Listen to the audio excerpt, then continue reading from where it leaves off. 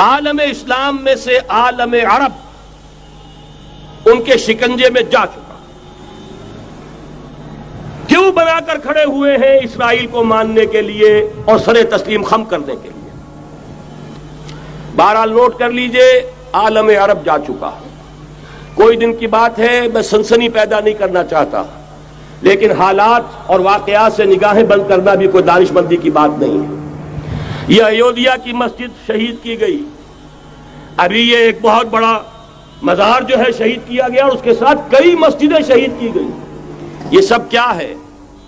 یہ مسلمانوں کی نفس دیکھی جا رہی ہے کہ کوئی غیرت اور حمیت نام کی کوئی شے باقی ہے؟ جیسے علامہ اقبال نے وہ نظم لکھی تھی، عبد القادر روہیلا بڑا ظالم جفاجو کینہ پرور تھا، لیکن یہ کہ اس نے جو ایک ٹیسٹ لیا تھا کہ وہ جو عورتیں ہیں تیموری خاندان کی، ان میں کوئی رمق رہ گئی ہے؟ معلوم ہوا کہ نہیں، کہ غیرت نام تھا جس کا گئی تیمور کے گھر سے، ختم، غیرت نکل گئی۔ اسی طرح ایودھیا کی مسجد، اب چرار شریف، اور یہ کوئی دن کی بات ہے کہ اب مسجد اقصی کا نمبر آیا کہ آیا، اس کے لیے پوری تیاریاں ہو چکی ہیں۔ یروشلم کا مشرقی حصہ خالی کرایا جا چکا ہے، اس کے اندر اب پورا تسلط یہودی کر رہے ہیں، یہاں تک کہ اب کے یاسر عرفات صاحب نے بھی کچھ نہ کچھ جو ہے احتجاج کی بات کی ہے، حالانکہ اب تک ہر بات مان کر منقار زیر پر تھا، لیکن یہ کہ ایک وقت آتا ہے آخر کار اسے بھی کچھ بولنا پڑ گیا ہے۔ لیکن یہودی اب پیچھے قدم ہٹانے والا نہیں ہے۔ ان کا تھرڈ ٹیمپل، تیسری مرتبہ ہیکل سلیمانی تعمیر ہونا ہے۔ نوٹ کر لیجئے، ان کے لیے وہ وہی کچھ ہے جو ہمارے لیے کعبہ ہے، ان کے لیے ہیکل سلیمانی بالکل وہی حیثیت رکھتا ہے جو ہمارے لیے کعبہ۔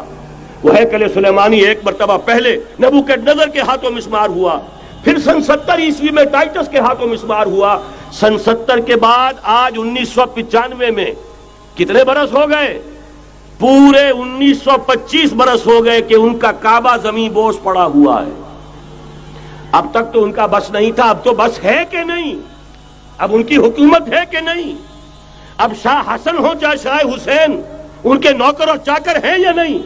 اب انہیں ڈر کس کا ہے؟ لہذا کوئی دن کی بات ہے، مسجد اقصی شہید ہوگی اور ٹیمپل کی تعمیر شروع ہوگی۔ یہ تو بہرحال ایک نقشہ ہے۔ اگلا نقشہ آپ کو بتانا چاہتا ہوں، ایک دوسری تصویر ہے۔ یہ تصویر ہے زمینی، ایک تصویر ہے آسمانی۔ وَمَكَرُوا وَمَكَرَ اللَّهُ وَاللَّهُ خَيْرُ الْمَاكِرِينَ۔ انہوں نے اپنی سی تدبیریں کی، اللہ نے اپنی تدبیر کی، اور ظاہر بات ہے اللہ کی تدبیر سے بہتر تدبیر کس کی ہوگی؟ چنانچہ یہودیوں کی سازشیں اس وقت بھی ناکام ہوئی تھی یا نہیں؟ ظاہر بات ہے جاء الحق وزهق الباطل ان الباطل کان زہوقا۔ لہذا یہ آیتیں دونوں اعلان کر رہی ہیں کہ یہودیوں کی سازشیں بالآخر ناکام ہوں گی اور دین حق کا بول بالا ہو کر رہے گا۔ یہ تو ان آیتوں سے ظاہر ہے۔ یریدون لیطفئوا نور اللہ بافواہہم واللہ متم نورہ ولو کرہ الکافرون۔ یریدون ان یطفئوا نور اللہ بافواہہم ویابى اللہ الا یتم نورہ ولو کرہ الکافرون۔ هو الذی ارسل رسولہ بالہدى ودین الحق لیظہرہ علی الدین کلہ ولو کرہ المشرکون۔ اللہ نے تو بھیجا ہی ہے اپنے رسول کو اس فیصلے کے ساتھ اور یہ ذمہ داری اور مشن دے کر کہ جو دین حق آپ کو دے کر بھیجا جا رہا ہے اسے غالب کیجئے، نافذ کیجئے، قائم کیجئے۔ اس مشن کے ساتھ بھیجا جا رہا ہے۔ قرآن کہتا ہے ببانگ دول وَمَا أَرْسَلْنَاكَ إِلَّا كَافَّةً لِلنَّاسِ بَشِيرًا وَنَذِيرًا۔ اے محمد صلی اللہ علیہ وسلم، ہم نے نہیں بھیجا ہے آپ کو مگر پوری نوع انسانی کے لیے بشیر اور نذیر بنا کر۔ تو جان لیجئے کہ یہ مقصد بعثت محمدی صلی اللہ علیہ وسلم بتمام کمال اس وقت پورا ہوگا جب کل عالم انسانیت پر، کل روئے ارضی پر اللہ کا دین اسی طرح غالب ہو جائے گا جس طرح کہ محمد رسول اللہ والذین معہ صلی اللہ علیہ وسلم ورضی اللہ تعالی عنہم اجمعین، ان کے ہاتھوں سے، ان کے ایثار سے، ان کی قربانیوں سے، جن کا نقشہ آپ کے سامنے مولانا کھینچ چکے ہیں، ان کے اثار، ان کی قربانیاں، ان کی محنت، ان کی جفاکشی، ان کی سرفروشی، ان کے جان تن من دھن لگا دینے کے نتیجے میں جیسے اس وقت غالب ہوا تھا کل روئے ارضی پر غالب ہوگا، تب کہیں جا کر مقصد بعثت محمدی مکمل ہوگا۔ یہی وجہ ہے اقبال نے کہا تھا وقت فرصت ہے کہاں، کام ابھی باقی ہے، نور توحید کا اتمام ابھی باقی ہے۔